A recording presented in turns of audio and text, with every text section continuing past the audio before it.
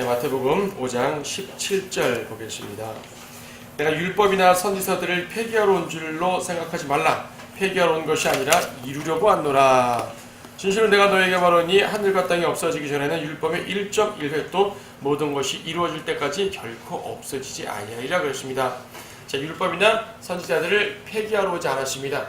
이루려고 오셨습니다.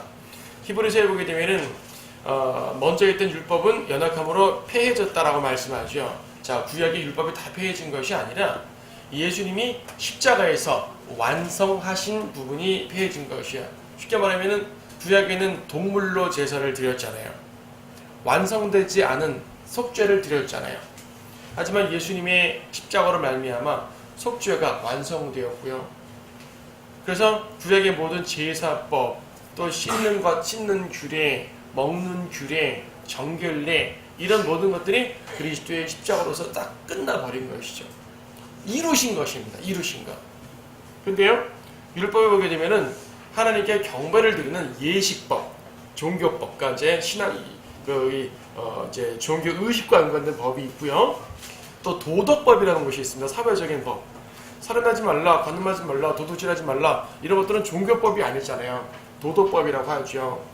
근데 마태복음 5장을 쭉 이제 뒤에서도 보겠지만 여기 나와 있는 법들이 어떤 의식법이 아니에요. 도덕법과 연관된 내용들입니다. 하나님의 백성이 행해야 될 당연한 의무사항들을 말하는 것이거든요. 그래서 그런 법들을 말할 때는 폐해진 것이 아니죠.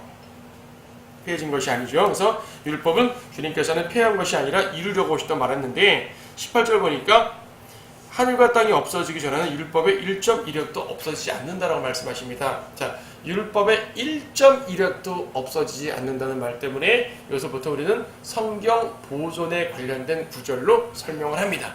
그렇죠? 성경 보존, 변개자들이 성경을 막 변개해요. 삭제한단 말입니다. 근데 이 말씀 보게 되면 1.1획도 없어지면 안 되지 않습니까? 그래서 성경은 온전하게 보존되어야 된다는 이 메시지가 들어가 있어요. 하지만 문맥을 통해 보게 되면 성경 보존의 메시지라기보다도 하나님 말씀이 확실하게 이루어진다는 약속의 말씀이죠. 율법의 1.1획, 즉 아주 작은 것도 이루어질 때까지는 없어지지 않는다. 즉 반드시 이루겠다는 그런 말씀이에요. 율법을 이루겠다는 구약의 모든 말씀, 예언의 말씀. 우리가 보통 율법하고 구약을 말하는데요. 구약은 율법임과 동시에 예언입니다. 그렇죠? 보통 구약을 특징 짓는 말로 율법과 선지서라는 표현을 써요. 율법이면 예언입니다. 구약에는 수많은 것들이 예언되어 있죠. 예수 그리스도에 대해서 예언되어 있어요. 예수님의 출임에 대한 예언도 있고 재림에 대한 예언도 있고요. 예수님이 이루실 그 위대한 왕국에 대한 예언, 혹은 주님에게서 고난받는 예언, 하여튼 주님에 관한 모든 것이 예언되어 있어요. 그분이 이루실 나라에 대해서 예언되어 있고요. 이런 모든 것들이 완전히 이루어진다고 말하는 것이죠. 자, 이루어질 것입니다. 그런데요, 19절 보니까, 그래서 이제 우리 이 마태복음 5장의 주제가 천국이잖아요. 죽어서 가는 하늘나라 이런 개념 천국 말고 주님께서 실제적으로 재림하셔서 이 땅을 통치하실 그 메시아 왕국으로서의 천국을 말하는데, 그래서 이제 이루어진다고 그랬지 않습니까? 예언이 다 성취되는 것을 언급하십니다. 19절에 그러므로 누구든지 이 계명들 중에서 지극히 작은 것 하나라도 범하고 그렇게 가르치는 사람은 천국에서 가장 작은 사람이라 불릴 것이요. 누구든지 계명들을 행하고 가르치는 사람은 천국에서 가장 큰 사람이라 불릴 것이라. 자, 보통 사람들 어떻게 생각하냐면은, 여러분 이제 이 구원받아서, 그러니까 구원받는 건 은혜로 받지만 상급은 각자의 행위로 받죠. 그렇죠? 어떤 분은 유업을 많이 받는다, 어떤 분은 유업을 조금 받는다, 그럴 거 아니겠어요? 그래서 하늘나라 가가지고 누군가는 큰 사람을 인정받고 어떤 사람은 작은 사람을 인정받는다. 어떤 사람들은 면류관을 뻗쩍뻗쩍 몇 개씩 쓰고 다니고 어떤 사람은 면류관도 없이 다닌다 라는 말로 19절을 인용하기도 하는데, 이 구절은 전혀 그런 구절이 아니에요. 왜냐면 일단 이 천국에 대한 개념도 다르죠. 우리가 죽어서 가는 하늘나라에는 누가 더 높고 낮음이 없습니다, 여러분. 하늘나라에 가는 기준 자체는 은혜로 가는 거예요, 행위로 가는 거예요? 은혜로 가죠. 은혜로 갑니다. 자, 새 예루살렘에 거대한 저택들이 있다 그래요. 어떤 분들은 저택에 5칸짜리 살고, 어떤 사람은 10칸짜리 살고, 어떤 사람은 조그만 데 살고, 그런 거 없습니다, 여러분. 새 예루살렘은 여러분 똑같이 가는 거예요. 지상에 내려와 천년 왕국을 통치할 때는 다르죠. 누가복음에 보게 되면 10성읍 다스릴 권세, 5성읍 다스릴 성도 나눠집니다. 땅에 유업이 없는 사람도 있어요. 그래서 지상에 내려와 천년 왕국을 다스릴 때는 사람마다 많은 유업이 있고 유업이 적은 사람이 있고 이렇습니다. 주님을 위해 봉사한 정도가 똑같을 수 없지 않습니까? 왜? 그것은 행위에 따른 보상을 받는 것이, 섬김에 따른 보상을 받는 것이기 때문에. 하지만 하늘나라 올라가는 건 섬김으로 가는 것이 아닙니다. 믿음으로 가는 것입니다. 은혜로 가는 것입니다. 새 예루살렘에 차등이 있고 거기서 어떤 사람은 번쩍번쩍 10칸 대골 집 사고 누구는 조그만 집 살고 환상을 봤더니 그렇더라. 전부 다 거짓말입니다. 비성경적인 내용들이에요. 자기들이 아무리 환상을 봤어도 성경이 아니라면 아닌 것이죠. 무엇보다 지금 18절에서 말씀이, 19절 말씀이 큰 사람 작은 사람의 기준이 뭐예요? 지금 19절에서의 기준이 뭐예요? 계명을 지키는 것이거든요. 계명을 지키는 것으로 큰 사람 작은 사람으로 불려준대요. 여러분, 은혜로 가는 하늘나라에서 여러분 계명을 잘 지키고, 즉 지상에서요 율법적으로 칼같이 산 사람과 자유롭게 산 사람이 있어요. 구원은 받았습니다. 율법적으로 정말 딱 맞춰 산 사람은 더 큰 사람이고요. 그렇지 않고 은혜로 가운데 주님 안에 자유를 누린 사람은 작은 사람입니까? 그런 거 아니거든요. 신약교율이 아닙니다. 신약교율이 아니에요. 말 그대로 천국이에요. 주님께서 다스리시는 메시아 왕국이에요. 이 왕국에서 율법이 기준이 된다고 합니다. 그럼 우리가 가는 하늘나라는 아니잖아요. 다른 개념의 나라잖아요. 그럼 그 율법이 무엇이냐? 어떤 계명들이 있습니까? 아, 구약 계명입니까? 근데 자세히 보게 되면요, 구약 계명이 아닌 좀 더 다른 계명입니다. 더 특별한 계명이에요.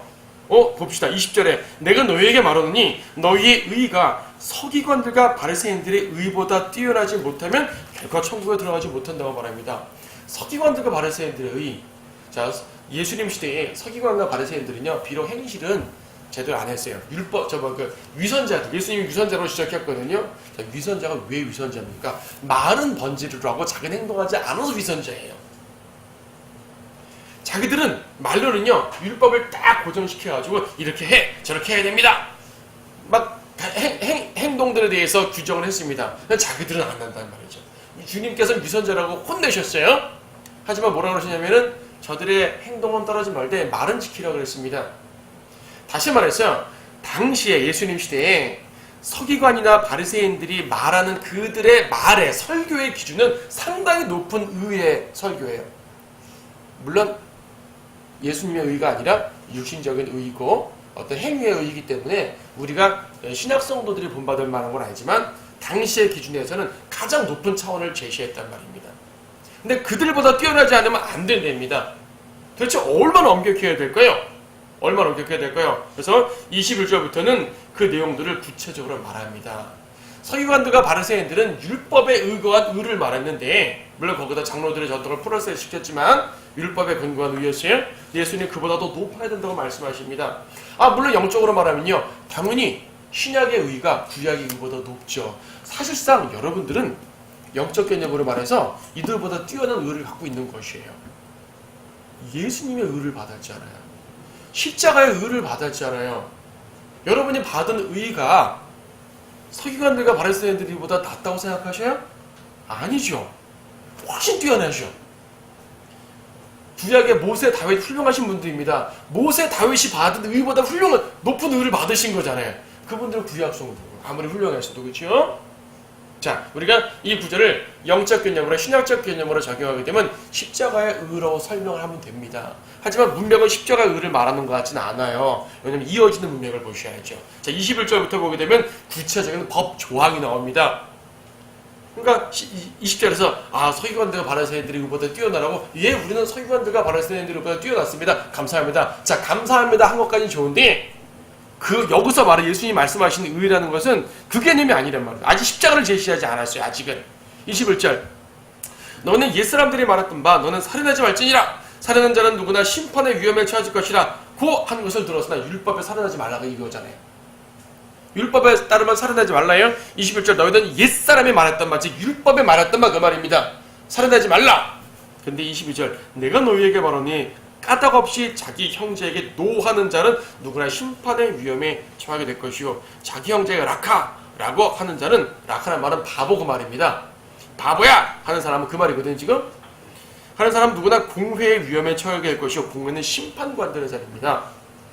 또 어리석은 자라 하는 사람은 누구나 지옥불의 위험에 처하게 된다고 말합니다. 형제에게 노하고 바보라고 말하고, 어리석은 자나 바보나 같은 말이죠. 그렇죠? 어쨌든 욕하는 것이에요. 근데 욕설이 되게 심각한 욕설이 아니에요. 여러분 오늘날 사람들이 말하는 욕설과 비교해보세요. 엄청 건전한 욕 아닙니까? 굳이 말하면 아이고 이 바보, 안 돼요. 지옥 가요. 지옥. 도대체 이걸 누가 지켜요? 근데 이렇게 해야지, 아까 말한 것처럼 서기관들이 이거보다 뛰어내야 된다는 말이, 십자가의 의 이렇게 보면 좋겠는데, 문맥에 따르면 그런 것이 아니라 철저한 행위적인 의로서 바리새인보다 뛰어나라고 말씀하고 있네요. 지금 이것이 마태복음 5장에서 말하는 천국 헌법이에요. 우리가 하늘나라 개념이 아닌 거죠. 다른 개념의 천국인 것이죠. 까닭없이, 물론 개혁성경은 까닭없이라는 말을 뺐네요. 예수님도 노하실 때가 있었잖아요. 까닭없이 노하면 지옥 간다, 예수님이 지옥 간단 말이에요. 그건 안 되고, 까닭 있는 상태에서 노할 수 있죠. 당연히 이유가 있으면 혼낼 수 있습니다. 이유가 있으면 혼낼 수 있어요. 그런데 여기서 까닭없이라는 말을 집어넣은 것은 굳이 화를 내도 된다는 당위성을 말하기 위해 말하는 건 아닙니다. 내용이 그렇다는 것이죠. 그래, 까닭 있는 상태에서 노해도 돼, 바보야, 나 괜찮아, 억지로 이렇게 합리화시킬 말은 아닙니다. 분명 여기서 말하는 것 자체는 뭡니까? 이렇게 철저한 의를 말합니다. 단지 구약에서는 살인하지 말라 했는데, 이거는 살인 차원이 아니라 미워해도 살인으로 간주하겠다는 말이거든요. 미워해도 마음에 분이 가득 차가지고 내가 저 사람 죽이겠다라는 결심은 안 해도요, 그냥 미운 거예요. 그래도 살인을 취급하는 거예요 지금. 자, 천년왕국에서의 법 제1조 살인에 관한 법, 까닭없이 노하거나 욕설만 해도 심판받고 지옥 갑니다. 자, 엄청난 법입니다. 형제사랑에 기반을 둔 법이죠. 자, 내용을 뒤에서 쭉 보지만요, 형제사랑에 기반을 둔 것이에요. 형제사랑하지 않으면 안 된다는 얘기입니다. 형제사랑은 그냥 미워하는 거잖아요. 지금 안 돼요. 그 다음에 예물과 화해의 법, 그것도 이제 살인에 관한 거가 연관되긴 한데 23절, 그러므로 만일 내가 예물을 제단에 드리려다가 거기서 내 형제가 내게 반감을 갖고 있다는 것이 생각나거든, 내 예물을 제단 앞에 놓아두고 가서 먼저 내 형제와 화해하고 그 후에 와서 예물을 드리라 그랬습니다. 이 말씀을 또 오해해가지고요, 자유주의자들은 하나님 사랑보다 이웃 사랑이 더 중요하다고 생각하는 것이요, 주님께 드릴 예물보다 형제에게 하는 게 더 중요하다.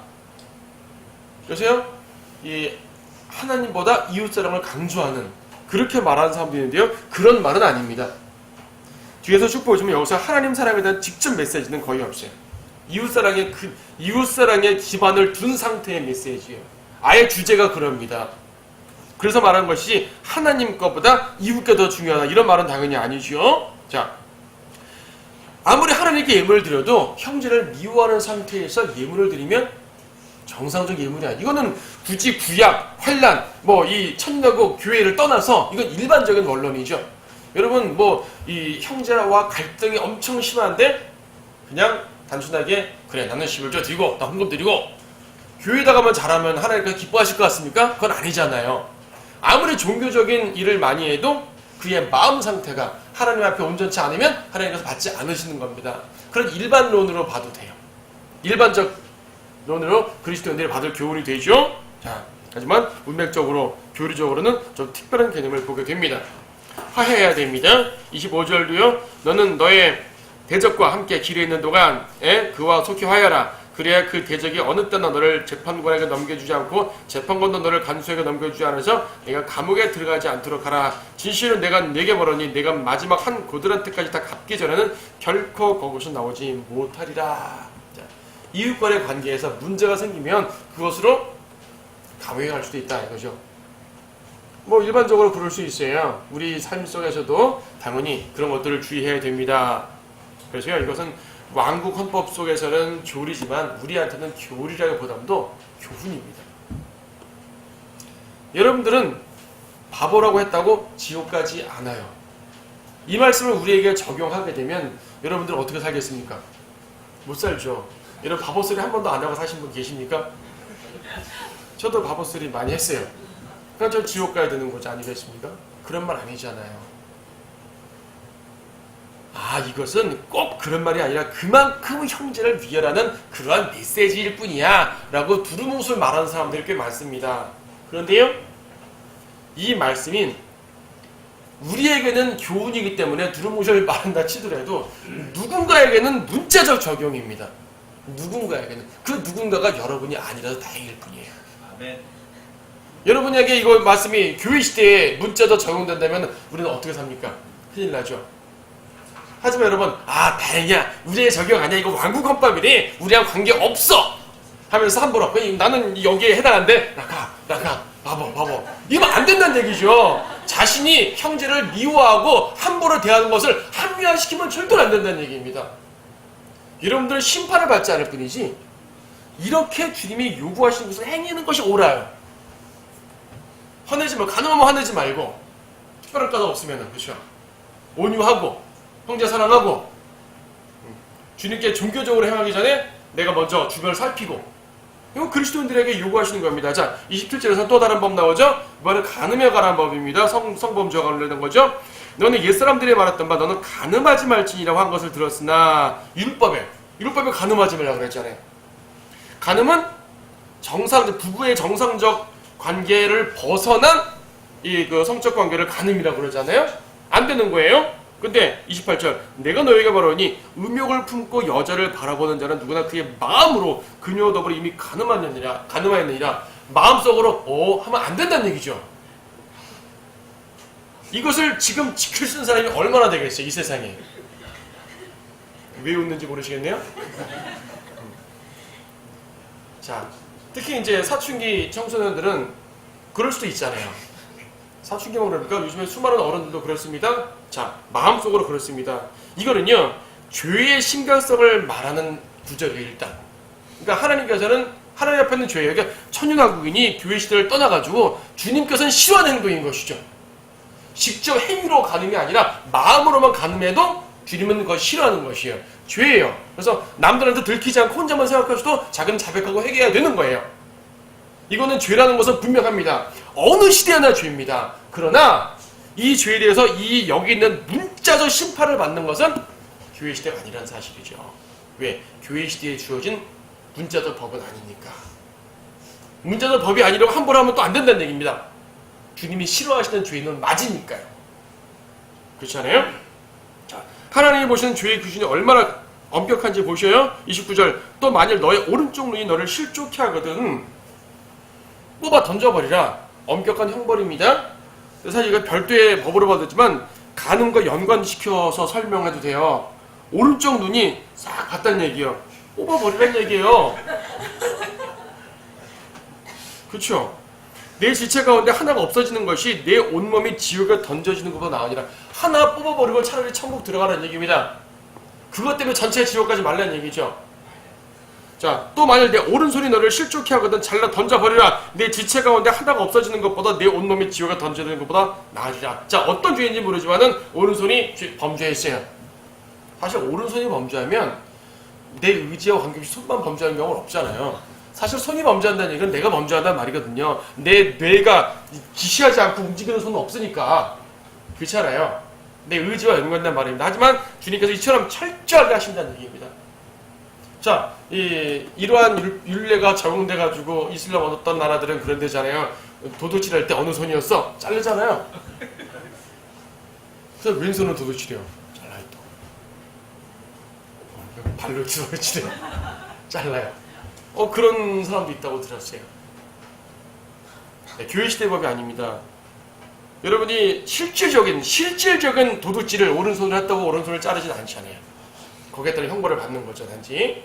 하지만 이 말씀은 문자적으로 지켜져야 돼요. 언제? 왕국시대. 왕국시대는 문자적으로 지켜야 되는 법입니다.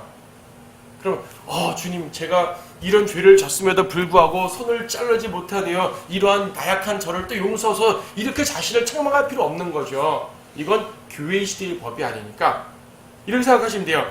여기 나와 있는 모든 위대한 도덕률 아니에요. 도덕률. 이 도덕률은 우리도 지켜야 되는 거지만 요구되는 거지만 하나님의 의의 관점에서 그분의 죄의 기준 속에서 지켜야 되는 거지만 그것을 지키지 못했을 때 형벌받는 것은 우리한테 적용되지 않아요.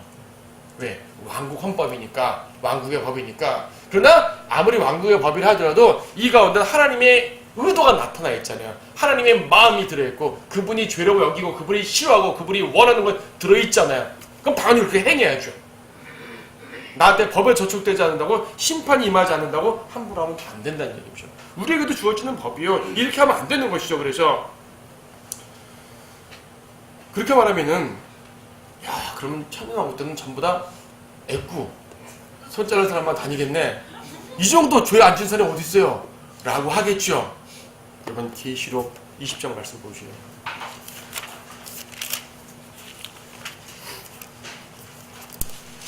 계시록 20장 2절 보니까 자, 천사가 와가지고요. 그 천사가 그 용을 잡으니 곧 마귀요 사탄인 옛 뱀이라 그를 1000년 동안 묶어 두니 그를 끝없이 깊은 구렁에 던져서 가두고 그 위에 봉인하여 1000년이 찰 때까지는 민족들을 다시는 미혹하지 못하게 하리라. 자, 1000년 왕국 때에 마귀를요 끝없이 깊은 구렁에 던져서 결박시켜서 봉인해버리는 것이에요. 쉽게 말해서 천연왕국 때는 마귀가 없는 세상이에요. 마귀가 없는 세상이기 때문에 이러한 죄를 지을 빈도수 자체가 훨씬 적겠죠. 그러나 죄를 지을 수는 있습니다. 왜? 변화받지 않은 육신은 있어서. 여러분은 휴거됩니다. 환난 전에 휴거됩니다. 휴거됐다가 주님과 함께 내려옵니다. 휴거되는 것 자체가 변화된 몸이에요. 물리적인 상태만 변화되는 것이 아니라 우리 성품 자체도 변화됩니다. 예수님과 같은 몸을 입게 됩니다. 예수님과 같은 마음을 얻게 됩니다. 죄를 짓고 싶어도 지을 수 없는 상태가 됩니다. 짓고 싶지를 않겠죠, 아예 그냥. 그렇죠? 네.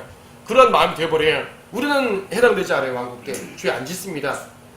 그런데 환난을 통과해서 왕국으로 유입된 사람들이 있습니다. 특히 유대인들 유입됩니다. 그들은 지난번에 뭐라고 했어요? 그들은 휴거되지 않고 변화되지 않은 육신이니까 여전히 아담의 육신을 갖고 있잖아요. 죄성 있는 육신입니다. 다만 마귀가 없으니까 죄가 자극되지 않아요. 자, 죄는 어떻습니까? 어떨 때 죄 짓습니까? 여러분이 육신에 따른 죄를 짓는데 대부분은 외적인 자극이 있잖아요. 유혹을 받죠. 세상적인 미혹도 받고요. 그러니까 외적인 자극을 전혀 받지 않고 속으로 내 안에서만 짓는 죄가 혹여 있을지 모르지만 대부분은 외적인 자극에 의해 지어집니다. 세상 사람과 함께 있을 때 세상 속에 있다 보니까 그렇죠. 근데 그 외적 자극이 없어지는 거예요. 천연왕국 때는. 다만 자신의 육신의 성품만 다스리면 돼요. 지금은 이런 말씀들을 완전히 지키기가 어려워서 만약 지금 이 말씀을 적용하게 되면 전부 다 불구자들만 걸어다녀야 될 텐데 왕국 때는 그렇지 않을 거예요. 정말로 지키고자 마음먹으면 지킬 수 있는 세상입니다. 사탄이 없으니까 정말 잘 지킬 거예요. 근데도 안 지키는 사람이 생긴단 말이야. 그러니까 벌 받아야죠. 지금은 누구나 짓는 죄니까 다 벌을 줄 수가 없지만 그때는 누구나 짓는 죄가 아니라니까요. 간혹한 사람 짓는 죄거든요. 벌 받아야죠. 그래서 왕국 때의 모습은 이렇게 엄격하지만 동시에 사탄이 없다는 것에서 우리는 감사할 수가 있는 것이겠죠. 아니 그들이 감사하는 거죠. 그렇죠? 예. 자, 31절 이혼에 관한 법이죠. 누구든지 자기 아내를 버리려거든 이혼 증서를 주라고 말했던 바 있으나 내가 너에게 말하니 누구든지 음행한 연고에 자기 아내를 버린 자는 그녀를 가늠하게 하는 것이요 또 누구든지 이혼당한 여자 혼인하는 것자도 가늠하는 것이라. 참고로 이혼하고 재혼하지 말라는 일반론을 말씀하시기도 하지만은 그러나 이제 이 구절에 대한 문자적인 적용은 왕국 헌법이기 때문에 오늘날 뭐 여러 가지 이유로 이혼하고 재혼할 수 있는데 또 그리스도는 그러면 안 되는가? 꼭 그런 건 아니라는 얘기죠. 자, 특별한 상황입니다. 자, 33절에 보게 되면은 맹세에 관한 법입니다. 또 너희는 옛사람들이 말했던 바 너는 거짓 맹세하지 말고 주께 했던 내 맹세를 지키라고 하는 것을 들었으나 나는 너희에게 말하노니 아예 맹세하지 말라. 하늘로도 말지니 이는 그것이 하나님의 보좌이며 땅으로도 말지니 이는 그것이 그분의 발판이며 예루살렘으로도 말지니 이는 그것이 위대한 왕의 도성임이라. 내 머리로도 맹세하지 말지니 이는 내가 머리카락 하나라도 희거나 검게 할 수 없음이라. 오직 너희 말은 예는 예로 아니오는 아니오라 하라. 그 이상의 것은 무엇인지 악에서 나오는 것이라. 맹세. 그리스도인들도 웬만하면 맹세하지 않는 게 좋습니다. 맹세했다가 지키지 못할 일이 상당히 많잖아요. 여러분 어떨 때 맹세합니까? 직장 들어갈 때 서약합니다. 저는 이렇게 하겠습니다. 그것도 일종의 맹세예요. 서약 잘 안 지킨단 말이에요. 그렇죠? 특히 이제 기독교 단체, 기독교 기업, 기독교 학교 이런 데는 직원들을 뽑을 때 나는 교회에 다니는 사람이라고 세례교인이라고 다 적어내요. 일단 취직하려고 적어내는 거예요. 맹세하는 겁니다. 근데 들어가서 취직하려면은 뭐예요? 다 술 마시고 담배 피우고 세상으로 나가보죠. 자, 맹세를 어기는 거죠. 자, 맹세를 어기는 일들이 세상에서 비일비재합니다.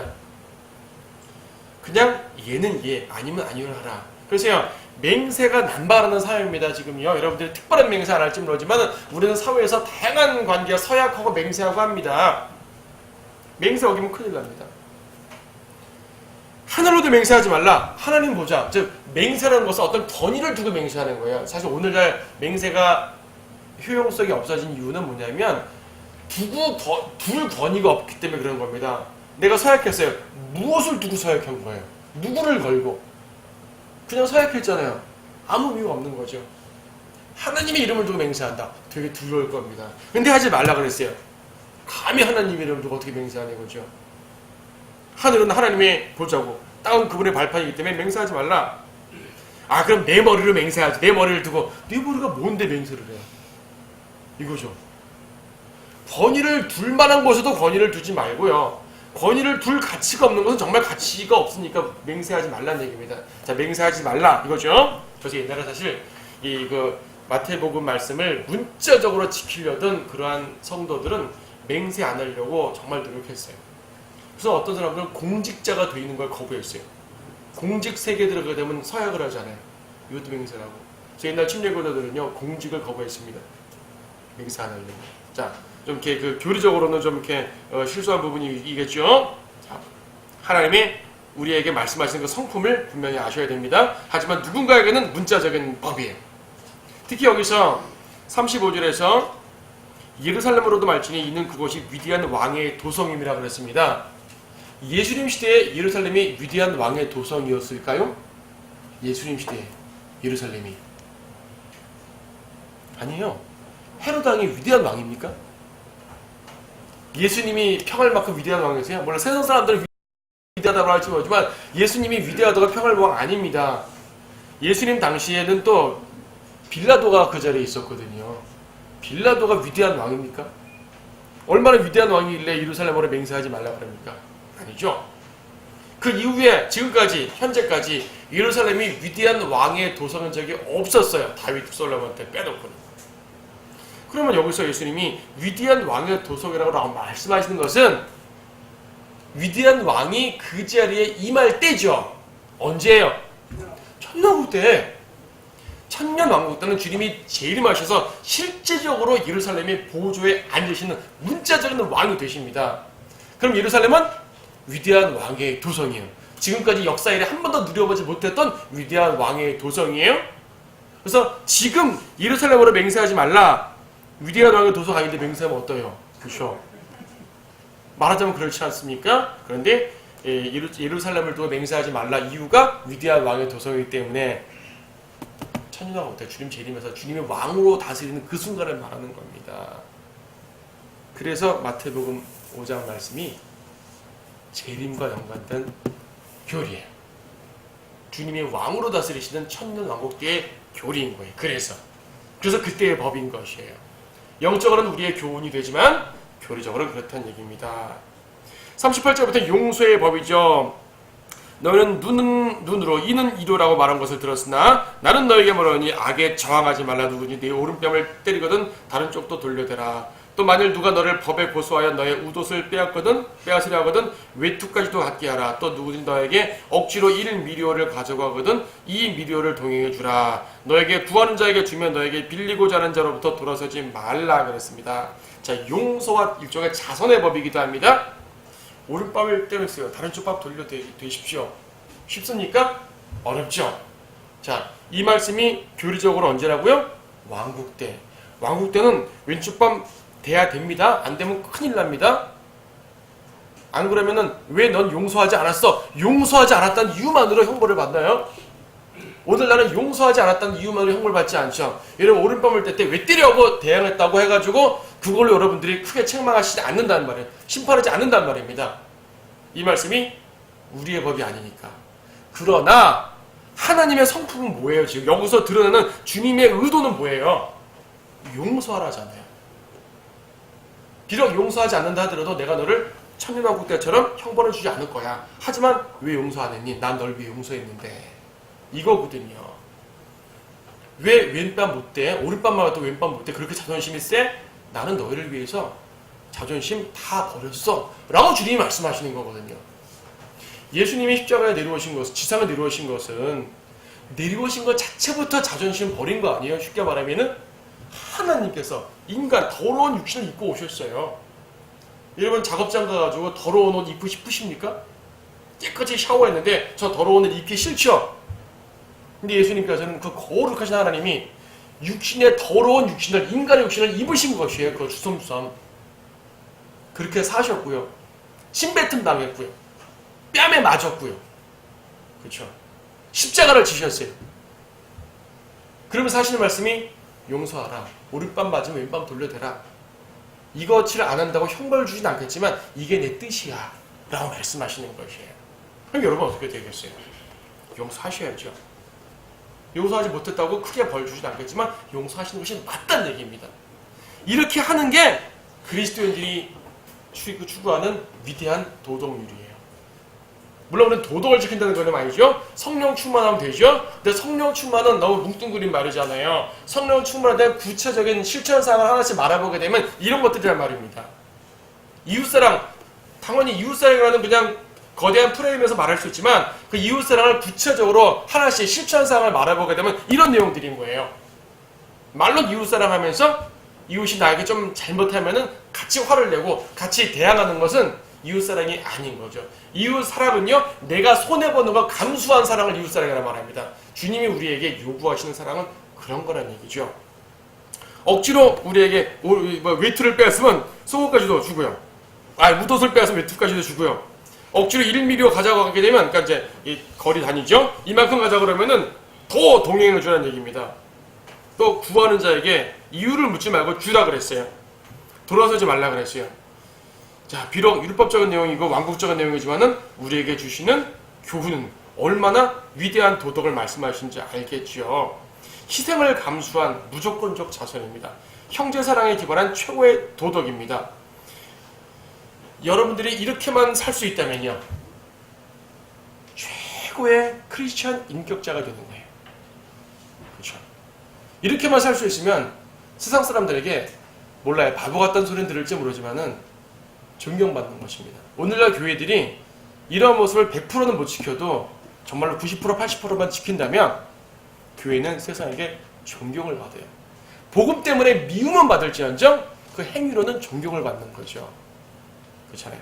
복음 때문에 거절은 당할 수 있습니다. 하지만 이 행위는 존경받아야 되는데 오늘날 교회들은 그렇지 못합니다. 이러한 산성설교가 말씀. 그래서 이 많은 그리스도인들이 이러한 교리적인 거 잘 모른다 할지라도 이 산성설교의 내용들을 가지고 자신의 삶의 지침을 삼으려고 했어요. 그렇게 영적인 인격을 수행하려고 했다는 것이죠. 특히 거기 어디에요? 하나만 보죠. 거기 저항하지 말라. 39절 악에 저항하지 말라. 이 말씀은요, 사실 살짝 우리가 이 교리적으로 살펴봐야 되는 부분이 뭐냐면 에베소서 6장 13절을 한 구절만 봐요. 에베소 6장 13절 보게 되면 저항하라 그랬어요. 거기서는 또 에베소서 6장 13절 보게 되면은 그러므로 너희는 하나님의 전신갑옷을 입으라. 이는 너희가 악한 날에 저항할 수 있으며 또 모든 일을 다 이루기까지 서 있게 하기 위함이라. 저항하라 그럽니다. 아, 마태복음 왕국 때는 저항하지 말고 교회 시대는 저항하란 말인가? 그런 말이 아니에요. 저항, 행동으로 맞서 싸우는 저항을 하지 말고요, 양심의 저항을 하란 얘기예요.